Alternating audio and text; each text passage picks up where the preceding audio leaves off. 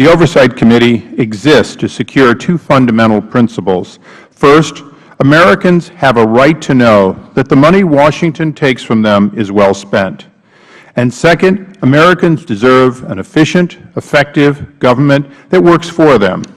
Our duty on the Oversight and Government Reform Committee is to protect these rights. Our solemn responsibility is to hold government accountable to taxpayers, because taxpayers have a right to know what they get from their government. We will work tirelessly in partnership with citizen watchdogs to deliver the facts to the American people and bring genuine reform to the Federal bureaucracy. And today's hearing, more than any other hearing of this year, is in fact about delivering on that promise, something that both parties and the American people know needs to happen. We need to create more transparency, more accountability in government. This week, there is a bipartisan consensus forming over a new way forward in spending transparency. In recent months, I have had numerous conversations with Republicans and Democrats, with Senate and White House officials about how we can fix this broken program. Data transparency and the bill that I introduced yesterday, the Data Act, to establish an independent body to track Federal spending, including grants, contracts, loans, and agencies' internal expenses on a single platform with a consistent reporting standard. Vice President Biden also announced the administration's intent to support bipartisan reform efforts to achieve digital accountability. Let me make something clear. There is no difference in what the Vice President wants to accomplish and what I want to accomplish, and I believe we'll hear today what Chairman Devaney wants to accomplish. There are differences in how we get from where we are with a labyrinth of failed or partially successful programs to one single accountability that is less burdensome and more effective for all the participants and for the American people. In a Gallup poll released last month, the vast majority of Americans blame the problems in government on too much spending for unneeded or wasteful Federal programs. 73% of American adults are convinced that spending is the problem in Washington, and I'm part of that 73%. In fact, if American taxpayers knew the whole truth about Federal spending, that number would be much higher than 73%. Let us rest assured that when we get full accountability, when we reduce waste in government, we still will have a spending problem. However, currently, the data that is established on Federal websites is unreliable, inaccurate, and most importantly, incompatible and often opaque to those who need it most. Recent analysis by industry experts reveal that USAspending.gov has only 35% accurate. It was only 35% accurate in fiscal year 2009, and that is only one Federal spending database among many others. To manage multiple databases and hope each of them get better is to assume that the tried and true failures of the past will be the tried and true successes of the future. And while I oppose the President's trillion-dollar stimulus, both in my vote and in my rhetoric, I continue to believe that Chairman Devaney and the efforts he has put into affordable trial technology is in fact the way forward. And revolutionary accountability and transparency can be achieved on building on top of a model that this committee asked for as part of our role in that stimulus, and in fact the RAT Board has implemented. Let us not make any mistakes. There have been errors. There have been failures that had to be corrected. And yes, of course, often the figures were figures no one wanted to hear. The cost of retaining a job might be artificially higher than we thought it was going to be. But the facts are the facts, and many of those high costs were real, while many needed adjustment, and Chairman Devaney got right on that, and we have a record of mistakes that were made being corrected. But ultimately, a single reporting system over time can become more reliable than states and localities having to report to multiple agencies in different ways. Today we will hear from Chairman Devaney and other advocates of transparency through technology. And although our first and most important witness today will be Chairman Devaney, I want to note that on the second panel we will have individuals who will talk about the burden that reporting gives them. And they will talk about it because ultimately our goal of a single, transparent system is to reduce the burden. One system throughout government means you only have to learn it once.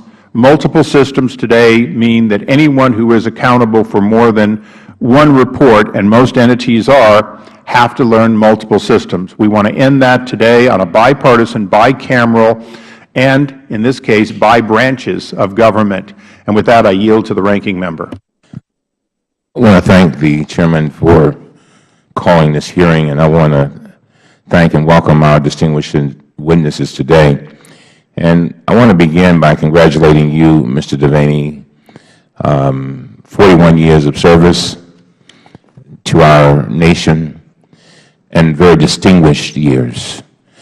And you said something when you first appeared before us when you got this new assignment, and I will never forget it as long as I live. You said, you know, I want to make sure the mechanisms are put in place so that we prevent them from doing the wrong things. And I thought that was just such, I said to myself, that makes sense. And thank you for doing that. Democrats in Congress created the board as part of the Recovery Act in 2009 to put in place some of the strongest transparency and accountability measures ever enacted. As a result, the ability to track federal spending has improved by leaps and bounds. In addition to promoting job creation, economic activity, and long-term growth, the Recovery Act fostered unprecedented accountability and transparency in government spending. Under the administration's implementation and Chairman Devaney's oversight, the Recovery Act has had historically low levels of waste, fraud, and abuse. Today, more than 80% of recovery funds have been awarded, and less than half of 1% currently have open investigations. I look forward to hearing more from him on the board's successes, lessons learned, and best practices that could be applied elsewhere in government. I would also like to commend President Obama for his unprecedented efforts to increase transparency and accountability in government spending. Yesterday, the President signed an executive order that takes the model work of the board and extends it across the federal government. The President's executive order establishes a new Government Accountability and Transparency Board to provide strategic direction for enhancing federal spending transparency and eliminating waste, fraud, and abuse in federal programs. The President directed the board to report on guidelines to integrate systems that collect government spending data, improve reliability, and capitalize on the proven success of fraud detection technologies. The executive order also directed the Vice President to convene cabinet-level meetings on agency efforts to make government work better, faster, and more efficiently under the White House Accountable Government Initiative. We've also seen remarkable improvements in other federal transparency efforts over the past several years. Websites like usaspending.gov, recovery.gov, and the IT dashboard have put more information online than ever before about how federal dollars are being spent.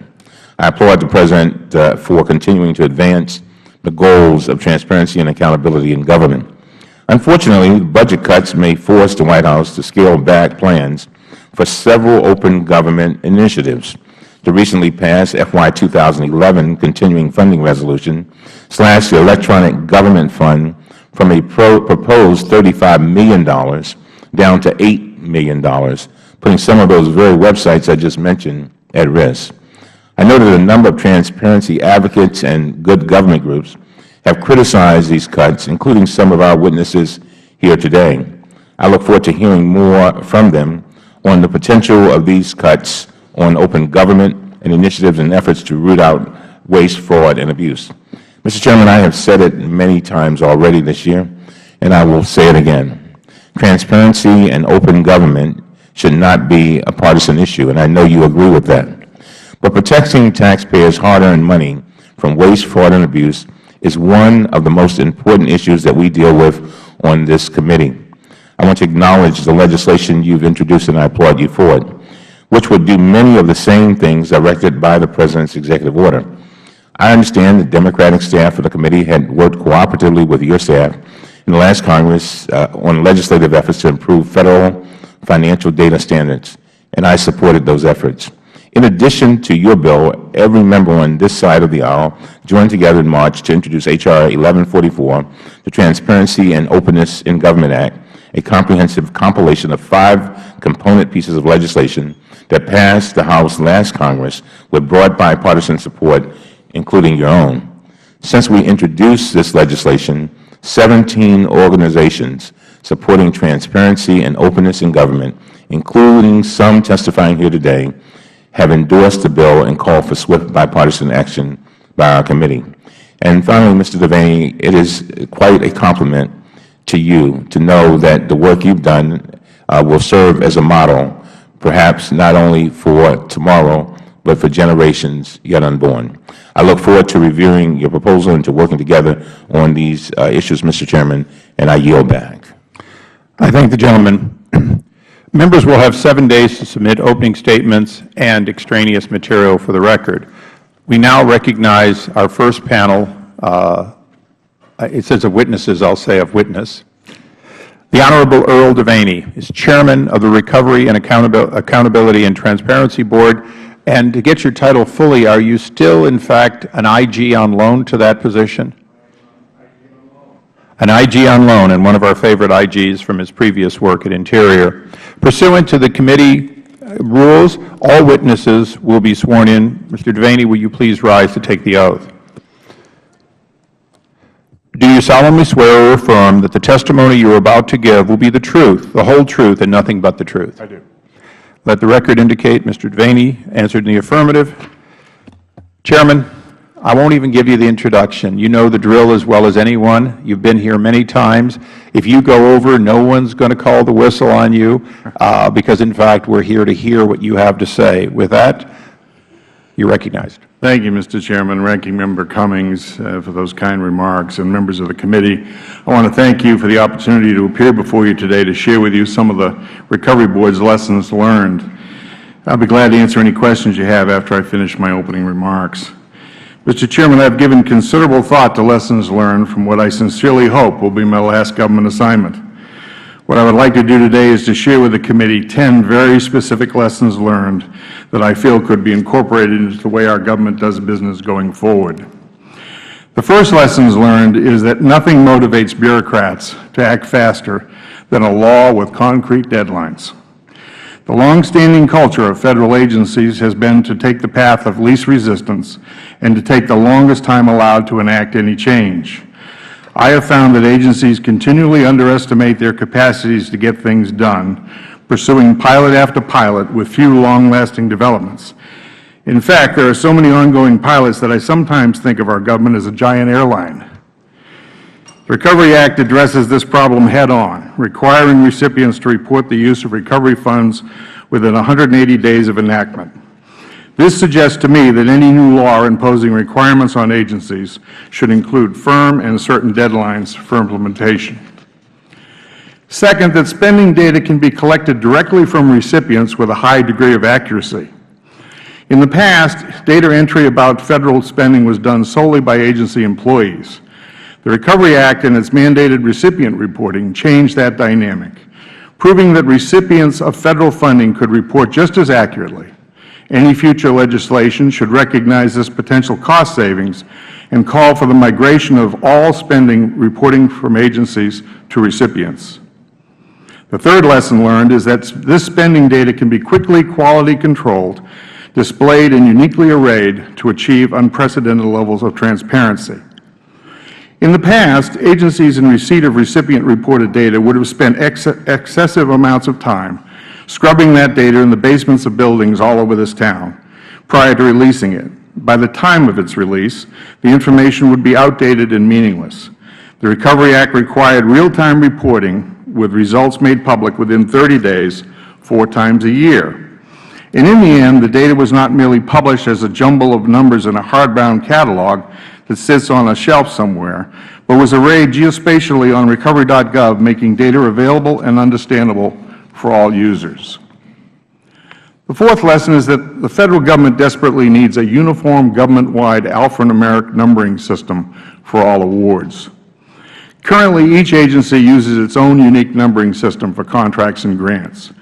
As we found during the recovery transparency process, these disparate award numbers make tracking Federal spending unnecessarily arduous and complicated. Every quarter there are mismatches when we try to align recipient-reported award numbers on federalreporting.gov to what the agencies had reported to OMB in our efforts to see who did and who did not report as required. The award ID numbering process must be simplified and standardized, perhaps akin to the credit card numbering system that we are all accustomed to. Fifth lesson is that new technology, particularly cloud computing, can play a critical role in the delivery and effectiveness of transparency and accountability. In April of 2010, the Board made the move to a cloud computing infrastructure for recovery.gov, a groundbreaking event that allowed for more efficient computer operations and reduced cost. Cloud computing is a pay-as-you-go approach to information technology, permitting lower initial investments to start operations. It is also flexible enough to allow IT staff to add or subtract computing capacity as needs dictate. In an era of routing out redundancies and inefficiencies, this condensing of systems could create an enormous savings for the American taxpayer. The sixth lesson learned is that transparency can cause embarrassment, which in turn causes self-correcting behavior. In February 2010, we began publishing on recovery.gov a list of non-compliers, a list of shame, if you will. That states the names of recipients who have failed to report as required. Users can see who the repeat offenders are. I'm happy to report that in the first quarter of 2011, the number of two-time non-reporters is down to 17, and the number of three-time or non-reporters is down to 7. This is out of over 200,000 awards reported for the quarter. But perhaps the most important lesson learned is that transparency is a force multiplier that drives accountability. It has become abundantly clear to me that transparency is a friend of the enforcer and the enemy of the fraudster.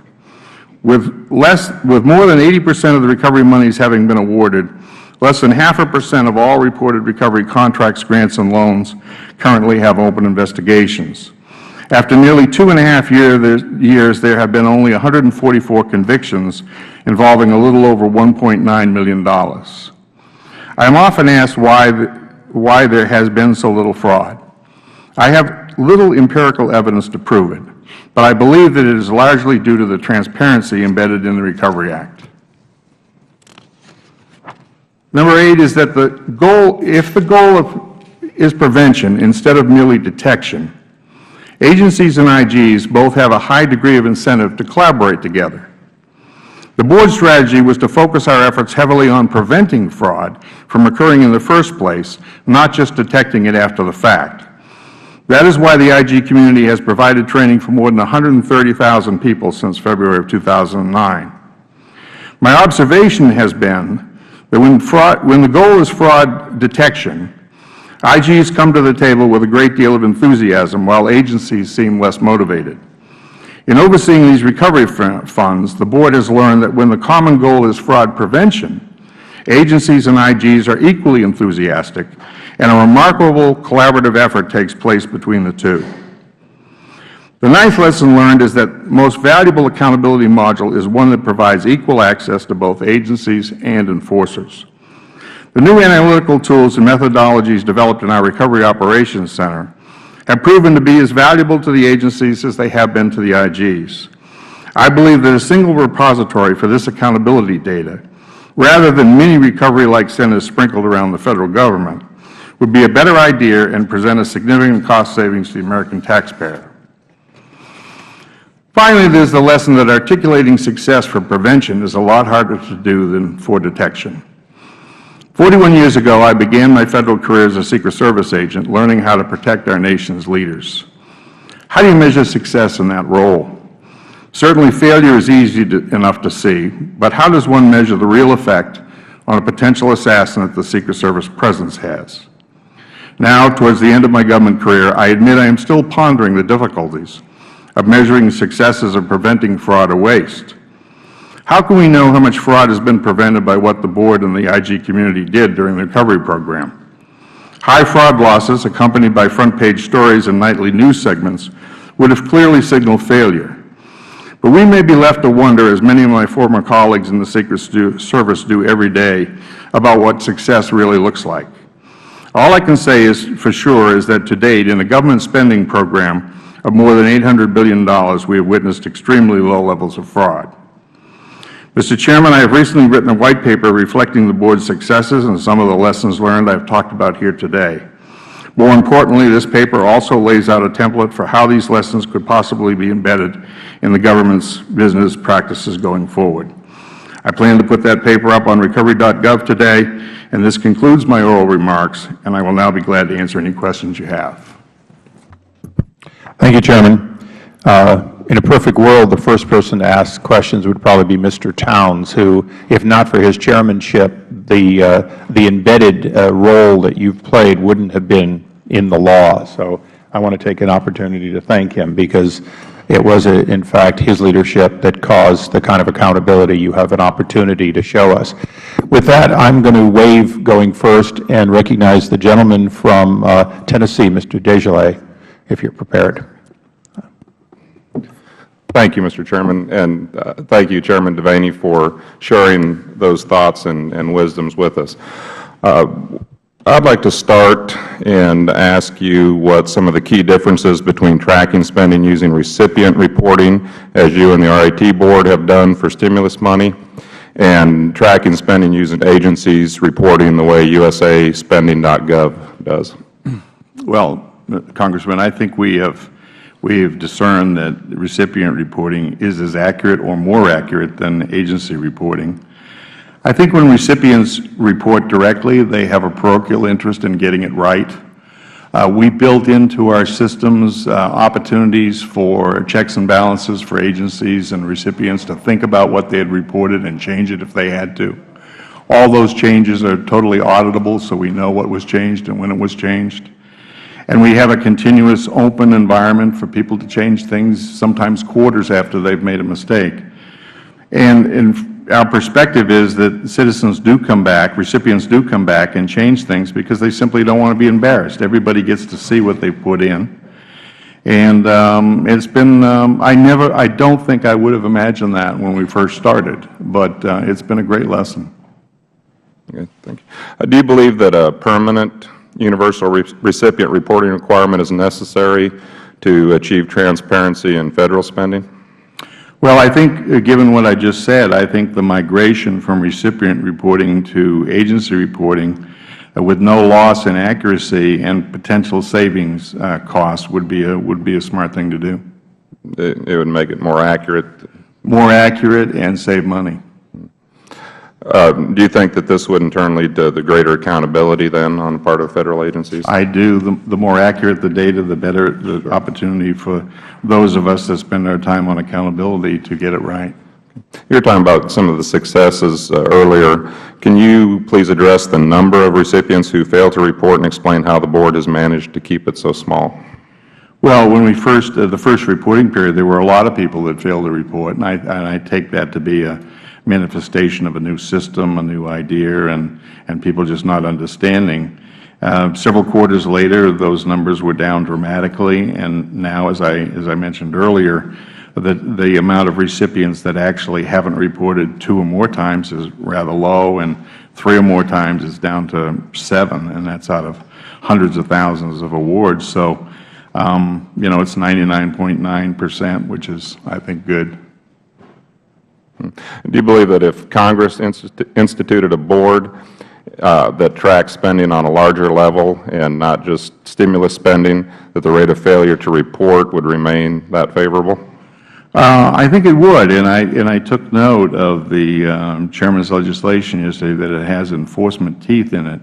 Unfortunately, the Recovery Act, when it was created in a very short time period, forgot to put the enforcement pieces in it, and I think the Chairman's legislation fixes that. The Recovery Board has recommended a government-wide system of award identifiers. Your testimony mentions uniform award IDs for all Federal agencies. Can you explain how this would simplify the tracking of Federal spending? Well, it became very obvious to us early on that every single agency has their own unique numbering system, probably some dating back to George Washington. So it was almost impossible for us to collect data from all those various agencies. So we had to design our own data collection site. And then we have to, every time the reporting takes place, we have to deal with what we call mismatches. The numbers from what the recipients report to us differ from the numbers that the agencies tell us that they gave the money out. So it's a constant battle of trying to reduce those mismatches. It's very labor intensive, and it doesn't have to be that way. If we had a common single alphanumeric numbering system like a credit card, the transparency would be enhanced tremendously. Okay. Thank you, Chairman Devaney. And Chairman Issa, I yield back the balance of my time. The gentleman yields back. We now recognize the gentleman from New York, Mr. Towns, for 5 minutes. Thank you very much. Let me begin by saying to you, Mr. Devaney, thank you for the outstanding job that you are doing. And of course, I remember you saying that transparency is harder to practice than it is to talk about. And of course, I recognize that. You talked about the fact that embarrassing, sometimes brings about change in behavior. What were the complaints that you're getting from the ones who did not cooperate? Or are they saying they do not have the resources to do what you're asking? What are they complaining about, those few that did not comply? Well, the excuses were all over the board, sir. They ranged from the ridiculous to those that, quite frankly, probably involve some hardships. For instance, we had early on some tribes and some other recipients who simply didn't have Internet and couldn't comply that way, so we had to devise a system so they could get their reports in as well. I think the list of shame that we publish every quarter has worked well in getting those numbers down. We're down to 7. Some of those folks have filed lawsuits against the government for the audacity of the government asking them to report about what they did with the money that the government gave them. So, it ranges from the, absurd to some legitimate excuses. Right. Let me ask you this. The enforcement legislation that's being put forth, do you think that's going to further help? I do. I think the enforcement piece that's in the bill will be very helpful. I think that there are some, as I read the bill last night, there's some civil remedies. It doesn't preclude any criminal remedies. But that's something that usually motivates people to comply with the law. And lacking that enforcement mechanism in the Recovery Act, I think some people took advantage of that. Right. Let me just say to the Chairman and to the ranking member that, I really appreciate, your leadership in keeping this alive, and to you, Mr. Devaney, for your outstanding work. I noticed you made a comment. I don't think maybe some people didn't quite hear it, where you said this might be your last government assignment. I heard that, and I want you to know that I hope that your next assignment will be teaching those to do what you've done so well. Thank you very much, Mr. Chairman, on that note, and I'll be glad to yield to the ranking member. You're going to second that. I second that. On that note, I yield back, Mr. Chairman. Just 2 questions, Mr. Devaney. The Democrats in Congress passed the American Recovery and Investment Act of 2009 to promote job creation, encourage long-term growth, foster unprecedented accountability and transparency in government. The Recovery Act establishes and granted broad authorities to the Recovery, Accountability, and Transparency Board. Among them is the authority to issue testimonial subpoenas. Section 1524 says the Board may issue subpoenas to compel the testimony of persons who are not Federal officers or employees, and may enforce such subpoenas in the same manner as provided for Inspector General subpoenas under Section 6 of the Inspector General Act of 1978. You're familiar with that, are you not? I am. And Mr. Devaney, have you ever exercised that authority? No, I haven't. Given the fact that you've never issued a subpoena for testimony and that you've clearly been very successful in identifying and eliminating and preventing fraud, waste, and abuse, did you ever feel as though you needed that authority to appropriately achieve your mission? I never personally have felt that way. I've been very fortunate to have, in my Federal career, rather sizable numbers of investigators, and we worked very closely with the Department of Justice and always used the grand jury subpoena power. So I've never felt that way. I think there are some IGs who do feel that way, that it's needed, and I respect their views. I have stated before publicly that I've never used it and don't feel like I would. Would you support legislative efforts to establish a permanent board modeled on the RAT board to lead government-wide efforts to improve Federal spending transparency and accountability that does not include testimonial subpoena authority? I would probably support it either way. I think it really doesn't matter to me. I've never used it. It's in the Recovery Act. So I'm very anxious to see legislation creating a board that would do this very thing, and it would be up to the members of the board to use it or not use it. Thank you very much. I yield back. Thank you, gentleman. We now recognize the gentleman from Utah for 5 minutes. And would the gentleman yield for just a second? Yes. Mr. Devaney, do you know whether or not having that has ever been threatened or used? In other words, have any of your people working for you ever said, you know, we could compel testimony if you're not willing to give it voluntarily? Do you know whether that's ever occurred on your watch now or in the past when you had it? I don't think so. I think that there's other ways to get to that goal. Okay. Thank you. Yield back. Thank you for your service. Appreciate coming to the committee a number of times and being so available. Let's go back for a moment to the award numbering system. Maybe it's just my simple way, but things like that just drive me crazy. That it seems like something that could happen within an hour or two, okay, maybe a week. What is holding back? Whose responsibility is this to do that? Well, of course, each agency, as I mentioned earlier, has developed these systems over numbers of years, 30, 40 years. So they have their own unique numbering systems. It means a lot to them. They are very reluctant to give it up. They would argue, the agencies would argue, that it might cost a lot of money to retrofit their systems to adapt to a new numbering system.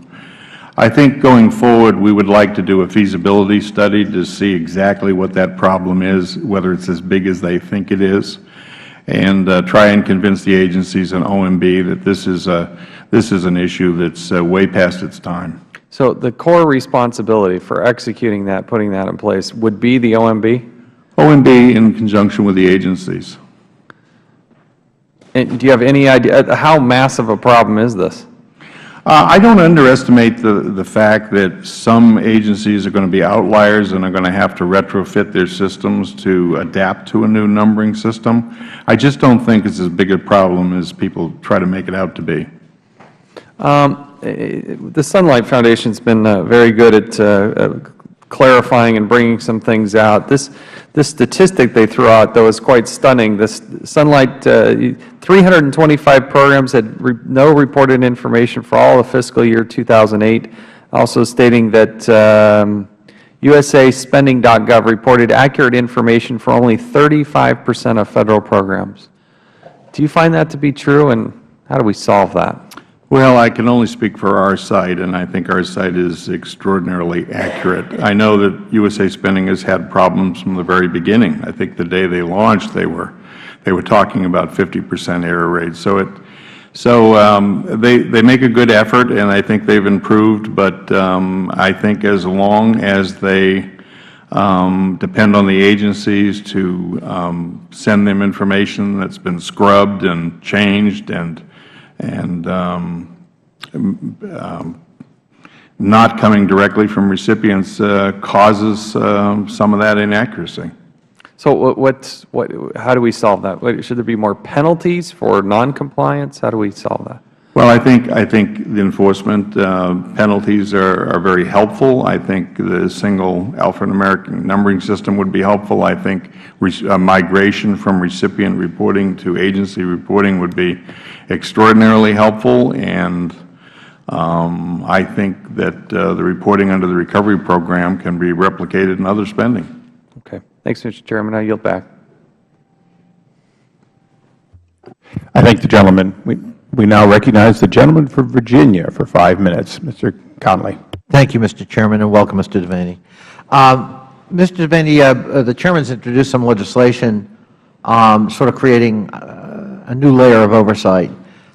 What's your understanding of what that would do and how it would relate to the current structure you head up? Well, my impression of the legislation is it is meant to replace, as you probably know, the Recovery Board sunsets in 2013. So I'm assuming that it would, if the legislation were to pass earlier than that, it would replace the board that I chair. But if it certainly continues the work of the Recovery Board and makes a board a permanent, or as 2018, a permanent board that will carry on the work that we've done. And how well do you think the work you've done has gone? I think it has gone very well. There have been, as noted earlier, some mistakes along the way, but I think we've been able to correct those right away. And I think we've brought transparency and accountability to this money. It's a huge amount of money. There are low levels of fraud. I happen to think that transparency is the principal cause of that. And I think when you put transparency and accountability together, you get a great combination. And we've also used new tools. We've created what we call a Recovery Operations Center, which has used sophisticated analytical tools that heretofore have been used principally in the intelligence and law enforcement sectors. And the novelty of what we've done is that those tools are now being used on government spending. And the result has been quite remarkable. It turns out that when you use those tools and when you put together good, competent analysts, you can actually interrupt fraud and prevent fraud from happening in the first instance. The model, I mean, this model is unique, is it not? I mean, you were, in a sense, an experimental model, a new paradigm for transparency and oversight. I think that's true. I think we were an experiment. And I think if you talk about proof of concept, I think we've done it. And that's why I think this legislation makes an awful lot of sense. I also think the Vice President's, the President's executive order yesterday makes sense as well. Does your group also, I mean, you're tracking to make sure money is not misspent and there isn't fraud or waste, but do you also look at the other side of the equation, effectiveness, efficacy? Well, we're certainly trying to make sure that waste doesn't occur as well as fraud. I mean, we don't concentrate solely on fraud. A lot of the information that we develop in the Recovery Operations Center, for instance, makes for good audits. But do you also look at milestones in terms of achievement? So, in other words, if X number of dollars are meant to buy 3 locomotives in some kind of time frame, that as a matter of fact, that goal is met? No, but my sense is that the individual IGs in those agencies do that job, and but we don't, as a board, take that on. You talked a little bit in your testimony, I think, about cloud computing and how it could actually lead to some savings for the Federal Government, including, I think, rental space and other kinds of savings and more efficiencies. Could you just expand a little bit on that and how cloud computing could help the government be more effective and to enhance transparency? Well, I think there's an obvious money savings to be had. I think when we first looked at it, we thought we could save, our little operation could save about $750,000 of $1 million right away, and we could repurpose some of that equipment that we had into other areas. So there's a savings. The other thing I would say about cloud computing is it allows you to be more flexible and to expand almost like an accordion. If you need to do more, you can do more readily. You don't have to go out and buy more equipment, rent space, hire more people. So it's a technology that I think as time has come, and I think the government ought to move there. We were the first government enterprise to actually move to the cloud. That was heralded by the folks at OMB, and I think other agencies have followed. And real quickly, in the 10 seconds I got, do you believe the private sector can do this more efficiently, maybe, than we can in the public sector? Well, I don't know. I think they certainly have been a leader there, but I think the government is slowly recognizing that we ought to be there. Thank you, Mr. Chairman. You're most welcome. The gentleman from Pennsylvania, Mr. Kelly. Thank you, Mr. Chairman. And I'm only going to take a minute, Mr. Devaney. I wanted to thank you. I've only been here 5 months. I'm over here, by the way. I'm the guy with the sunburn. Okay. It's really refreshing. And I looked at your background. I love the fact that you're in a leadership coaching program. For somebody who's only been here 5 months, it is really a pleasure to sit and listen to somebody who's used great common sense and understands what a stewardship truly is. And in our business, there's an old saying, you got to inspect what you expect. And what you've been able to shed light on today, and that both your written testimony and your verbal, I just want to thank you. I'm telling you, this is great value to the American taxpayers, which is why we're all here. So I want to thank you for that, and I just want to tell you, it is really, this is the most refreshing, one of the most refreshing testimonies I've had since I've been here. I thank you for your service. And I heard what you said earlier. The other gentleman had mentioned this. Hopefully, this is your last tour. I understand that. There is something to be said for that. But thank you so much for your leadership. And having said that, I'm going to yield back my time to the chairman. Thank you, sir. Thank you. I thank the gentleman for yielding. Chairman, I think to make the record straight, I want to go through a line of thought. You said that what the Vice President is proposing, and you and I have both had meetings with the Vice President, you approve of. The President's executive order, you approve of. And I appreciate that you like all or most of what's in our draft legislation now. How do you envision that we get from the President's executive order, which, if I understand it correctly, is a study to do X over the next 6 months, our legislation, which is intended to be pushed toward a particular set of goals with some specificity, Vice President Biden's history and oversight of your role, how do we bring that all together so that we get a permanent, executive orders are not permanent, and well-defined and bipartisan solution in that, let's say, 6 months' time that the President has put out there? I think both efforts move the ball down the field, and that's what I'm really excited about. I think the goal is common between the two. I think we're talking about eliminating redundancy, saving money, and doing it in the most transparent and accountable way we possibly can. So, as I looked at both things, I came away thinking they're both good. I think as I mentioned earlier today, I think that nothing works better than legislation with very firm dates in it. I really, truly believe that. That's an observation not just from my time at the Recovery Board, but throughout my Federal career.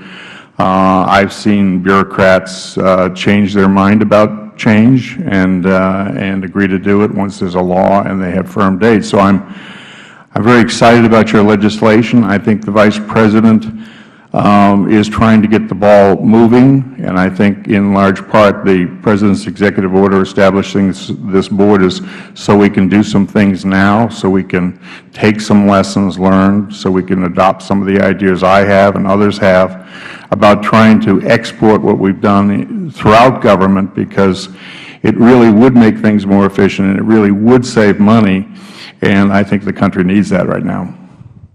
Well, thank you. I was at Sears this past weekend, and like you, I'm old enough, not that you're old, but I'm old enough to remember how Sears used to work, how Macy's, all of them used to work. You used to have a tag, either pinned or hanging from every piece of clothing and everything else you bought, and it had a noun nomenclature. It said something. and sometimes it had a number, and every department had tags. And when you bought something, you had to take it to a department where the person was knowledgeable of how to add that item up and price it. And you couldn't check out in one place because ultimately each department had the expertise. They knew what was on special and so on. Last weekend I went through, and like we all have come to expect, there's a standard barcode on every product. You can go to any checkout, you scan that barcode, they know what the price is, they know what the discount is, they know all the aspects, it relieves it from inventory, and you leave the store with one credit card receipt. Isn't that really what you're asking for all of us who are ultimately customers and vendors of the government, is that we get to that level of uniformity so that, in fact, everything gets to be easier to do with the government, whether you're if you will, a vendor or a customer? Yes. I'll take that as a yes. And with that, I go to the ranking member for 5 minutes. Thank you very much, Mr. Chairman. Mr. Devaney, I've told my staff at some point we move from student to teacher. And in listening to your testimony, I find it interesting that you didn't go where I thought you were going to go, but I saw you going there. When you talked about the Secret Service and prevention, making sure that the President and the others are safe. It's one thing to read a headline the day after talking about what happened if harm came. It's another thing, and you don't get a headline for this, to make sure they're safe. And I was wondering, how did you get there? In other words, I also tell my staff that there comes a point in time when you begin to face your own mortality. Not you, just talking in general. And you begin to ask yourself, how do I make sure that I'm most effective and efficient in what I do? And I guess what I'm trying to figure out is how do we, it sounds like you have arrived at a point of effectiveness and efficiency. And I think you said it seems as if, I don't know what you were referring to, accountability and agencies. You said something else like a big plane or something like that. And it seems like so often we don't think we can get our arms around this because there's so many moving parts. And so I'm trying to figure out, with the executive order, with the chairman's legislation, how do we get folks actually moving in that direction of effectiveness and efficiency and getting away from it can't be done this attitude or a culture of mediocrity? I know it's kind of a broad question, but can you help us with that? Well, and how did you get there? Well, I don't know if I'm there. Oh, you're there. I've made observations over the years that that change in government is a difficult proposition. People don't normally embrace change in government. I've never been afraid of change. I don't believe in change just for change's sake, but when it makes sense, when you can save money or eliminate redundancy, it strikes me that you have to change, and particularly in the circumstances we currently live in. So I think that both the executive order and the legislation are going to cause people to understand that change is at hand, and we are moving in this direction smartly. So I'm encouraged by that. I had wondered whether or not the lessons learned in the Recovery Board would have been thought well enough to have been embedded in legislation and also in the executive order, and I think I'm pleased that they seemingly have been, and I'm excited about the opportunity to see some of those things spread out in all of government spending. This issue of, in your lessons learned, you talked about concrete deadlines, and I want you to tell us how significant that is, because I agree with you on that. And the other thing that you talked about was technology. And do you think that do you think there's a technology that can even go further and be even more effective than what we now have, and what suggestions would you have to us for improving? I mean, if you had to make some suggestions for improving the bill or improving the executive order. I don't think I'm ready to start making suggestions about improving either one of them just yet. I probably will have some thoughts later on. I think the technology opportunities are profound right now, and taking advantage of things like cloud computing or the geospatial technologies that we are using in recovery.gov opens opportunities for the American public to actually, for instance, in the recovery program, to drill down into their own zip codes or their own congressional districts and see exactly how that money is being used. I don't think that's ever been possible before for the American public. As an IG, if I wanted to understand where the money went, for instance, at the Department of Interior, I could have gone to the CFO and asked, but I doubt very seriously whether that person could have responded certainly quickly. So the new technologies have enabled the government to begin to show the public of how their money's being spent. Now, they may not like what they see, but they have a right to see it. Thank you very much, Mr. Chairman. Thank you. The gentleman from Oklahoma, Mr. Langford, for 5 minutes. Thank you, Mr. Chairman. Mr. Devaney, welcome. Glad you're here, and thank you for your testimony and your wisdom that you bring and your experience and background in this. Talk me through a couple of things here. The differences or the problems that you would see associated with trying to transition this from a one-time specific set of events that is stimulus, as rapid as that was to ramp up, to learn quickly how to do it, figure out how to do it, then do it. But it's still a one-time event and an ongoing every year, type program. What do you see as the differences between those two in the reporting process? Well, I think maybe I'll answer it this way. I think and it's a partial answer to the ranking member's question as well. The fact that we had a deadline, the Recovery Act called for these websites and the reporting to all be done in 6 months. The fact that we had that deadline drove us to accomplish it. Getting the agencies, OMB, and the Recovery Board to be marching towards that goal probably would have not been accomplished had that deadline not been in the Act. So I see legislation with concrete deadlines, as they are embedded in the Chairman's legislation, as being a very good thing, because it leaves the discussion about whether we want to change out of the picture. Change is going to happen, and you only have a certain amount of time to do it. Right. Do you see an issue, though, with a one-time event like a stimulus versus an ongoing year after year type program? Anything that you would be able to say to us, I think this works well, and regardless of its year after year programs or a one-time grant, it works the same? Well, I think that, as I mentioned earlier, I think the recovery program was a proof of concept. I think for those that had doubted that it could be done, we've now shown that it has been done, and it probably bodes well for future efforts. Okay. Burden on the recipients. Obviously, this is a new layer of something that they have to be able to take on.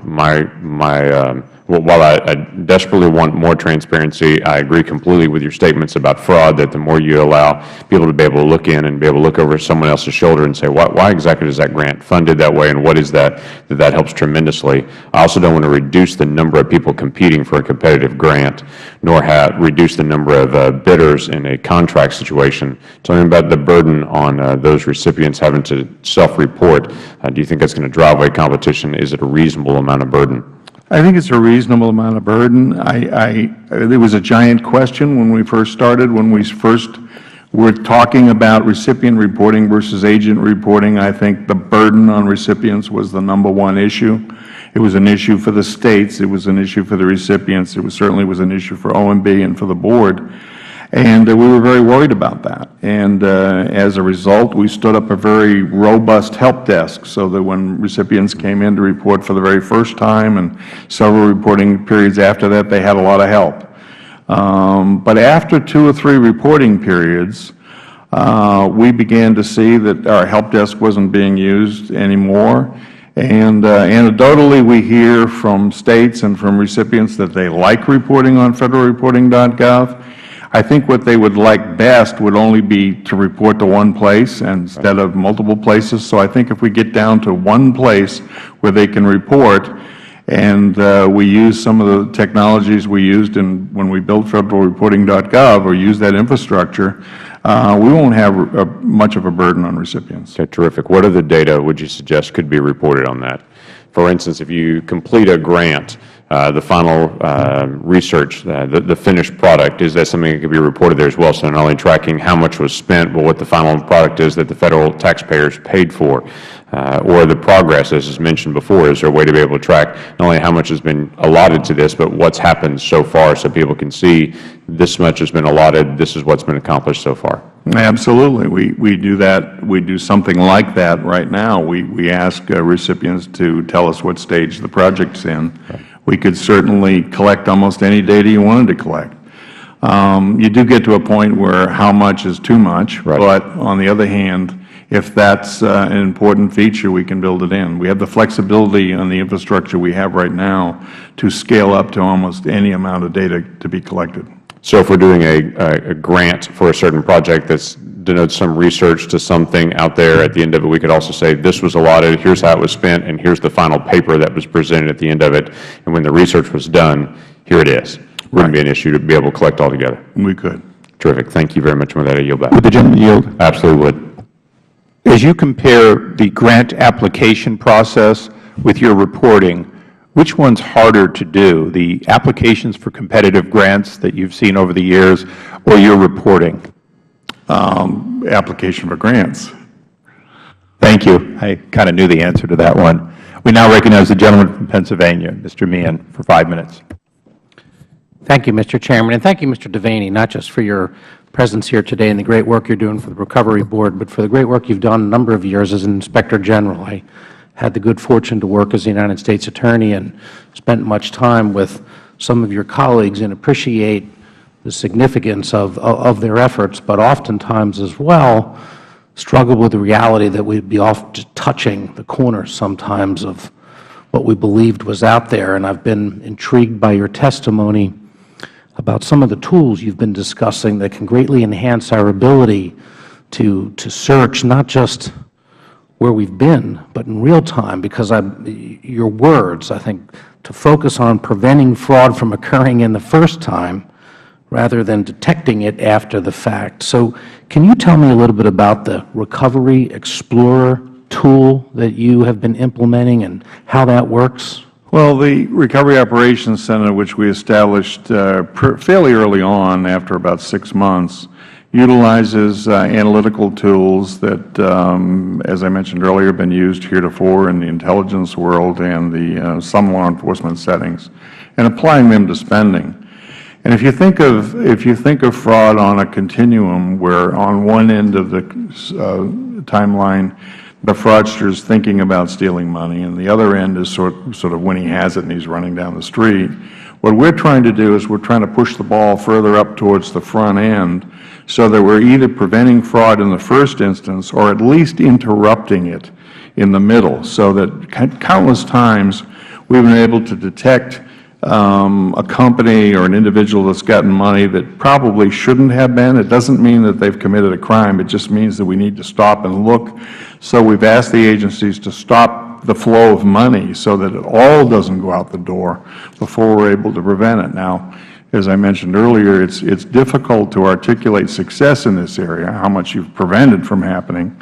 It's a lot easier for me to stand here and talk about the number of arrests or number of referrals to the Department of Justice.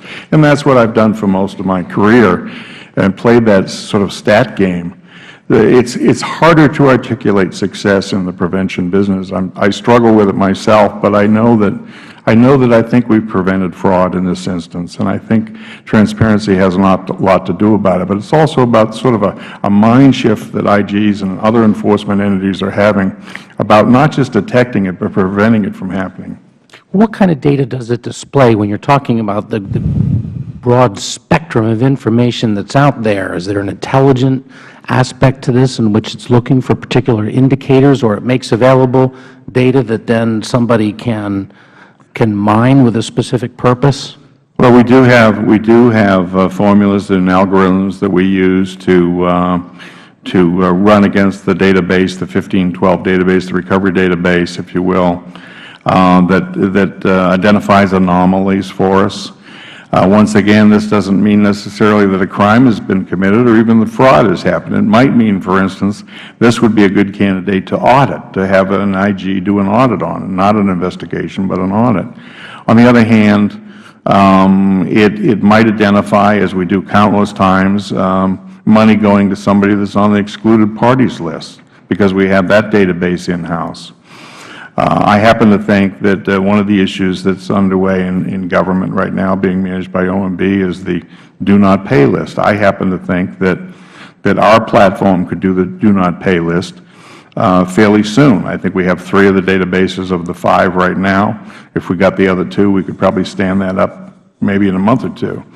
So there's great opportunities here to have it centralized in one place so that both agency personnel can come into the Recovery Operations Center before they give the money out, and that enforcers like IGs or the FBI or GAO can access information, and maybe on top of some of the other databases, we have the law enforcement databases that they would have access to. And so you're talking right now about work that's done within your data system and monitoring the dollars that have been part of the Recovery Act. But my assumption here is this has tremendous applicability across the various agencies, where we'd be able to look at somebody that's on a do-not-pay list that might be doing work with 2 different kinds of agencies. I think it does have that application, and that's what I'm excited about, that we take what we've done here and apply it to all government spending. We'll be preventing billions of dollars of fraud, and we may be putting investigative bodies and U.S. attorneys out of business. Well, there's plenty of work for all of us to do. When you talk billions of dollars, that makes a big difference. Thank you for your service and your forward thinking, Mr. Chairman. I yield back my time. Thank you. I thank the gentleman. We now recognize the gentleman from Illinois, Mr. Quigley, for 5 minutes. Thank you, Mr. Chairman. Thank you for being here. Let me raise the issue of tax expenditures as it applies to these issues, if that's all right with you.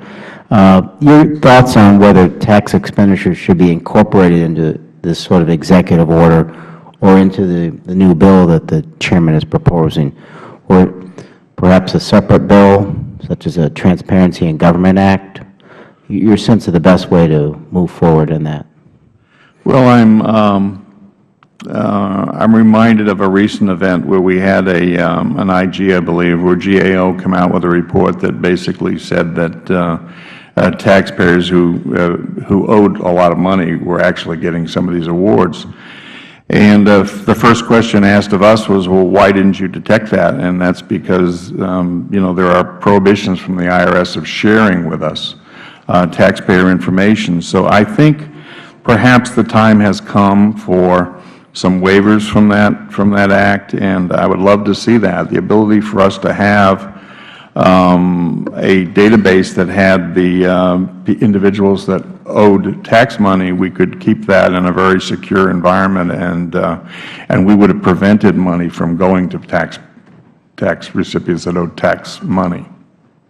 And the best way to do that in terms of your sense of this bill or an executive order? Well, I think it probably would be better done in legislation, because I think it's a law that causes the IRS to be prevented from sharing it with law enforcement. There is a proviso that that kind of information can be shared with GAO, and quite frankly, I think, even GAO would say that the IGs are just as responsible enough to have that kind of information.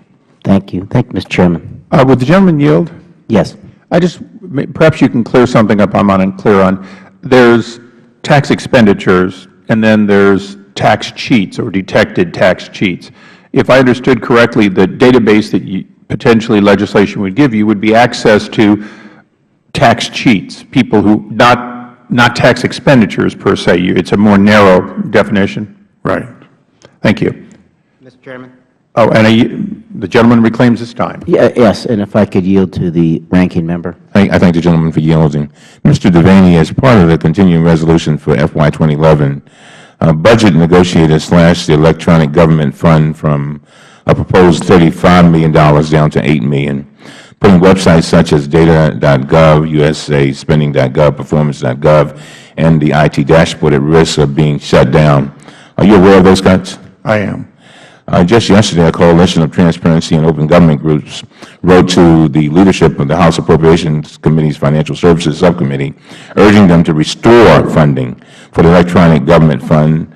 Their letter said this, and I quote, "Cuts to the e-government fund in FY 2011 have already hurt successful projects.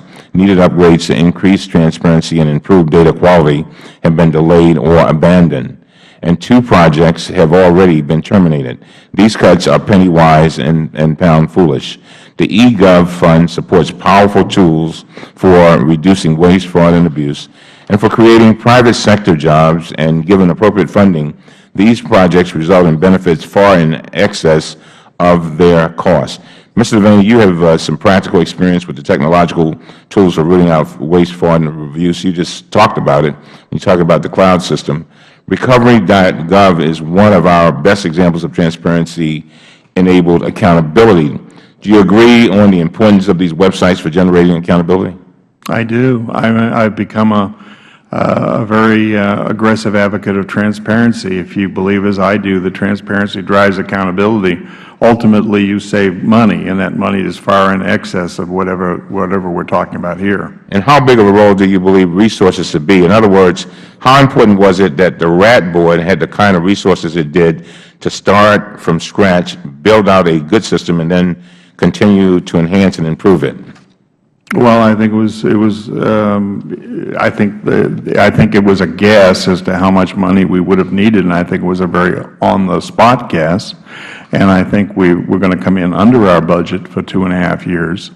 But having said that, I think the penny-wise, dollar-foolish might be apropos in this particular instance. Right. And looking back at the recovery.gov, what are the resource limitations, if any, in extending this kind of system government-wide, and how tall an order is that? Well, with respect to money, I don't think it's actually much money. It's far below what people might imagine it to be. I think with a little extra money, the Board would be able to use its existing infrastructure and sit some of these other systems on top of that and create a one platform, as the Chairman mentioned earlier, that would do essentially the same thing that countless websites, collection and display websites across the government do now. Thank you. I'll recognize myself. I guess I'm what's left. Chairman Devaney, I'm assuming that you'll never forget this chart, nor will I. It's memorable. Well, as I look at this chart, and not to be counter to the ranking member, because I share with him the frustration that in this basket of cuts, we seem to be cutting before we in fact fill, if you will. But your proposal and what is intended out of our legislation, and quite frankly what's intended out of the President's executive order, will ultimately save money on 2 fronts, won't it? One is, if you move to cloud computing, if you tell essentially all the agencies that we're going to have this single checkout place that's really good at checking out, that sets it up, that relieves that burden, other than transition cost, no matter what that cost is, and you're right, we shouldn't sit here and try to say it's $51 million or it's $5.1 million. Isn't it inevitable that that cost post-transition is less than we spend on this labyrinth of information today? Absolutely.